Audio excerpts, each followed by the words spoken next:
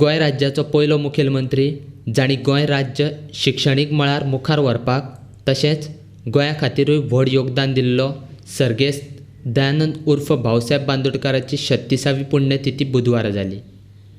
गोंय राज्याचो मुखेलमंत्री म्हूण काम करतना ताका 13 ऑगस्ट 1973 मरण आयलें।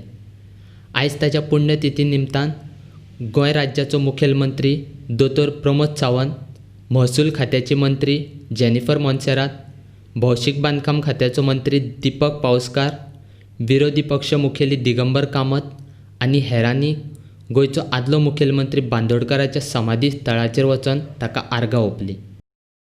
भाऊसाहेबान गोंयांत शिक्षणीक मळार चड वावर केला। ताचें तेंच धोरण घेवन गोंय मुखार व्हरपाक आपूण बांदील आसा, अशें मुखेलमंत्री प्रमोद सावंतान पत्रकारां कडेन उलयतना सांगलें। भाऊसाहेब बांदोडकर यांची आज पुण्यतिथी। 1963 मध्ये भाऊसाहेब बांदोडकर हे स्वतंत्र गोव्याचे पहिले मुख्यमंत्री झाले। त्यानंतर भाऊसाहेबांनी वेगवेगळ्या क्षेत्रामध्ये जी प्रगती केली, विशेष करून शिक्षण असेल, आरोग्य असेल, उद्योग असेल, कृषी असेल, या क्षेत्रामध्ये त्यांनी केलेलं काम उल्लेखनीय आहे। अजूनही त्याची गोव्याच्या कानाकोपऱ्यामध्ये नोंद घेतली जाते। आजही भाऊच्या कामाबद्दल लोकांमध्ये बोलले जाते।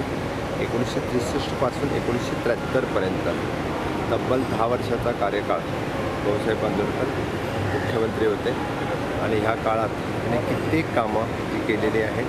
आजही आपल्याला बऱ्याच ठिकाणी ती पाहायला मिळतात आणि खरोखरच त्यांचं योगदान खूप मोठं होतं।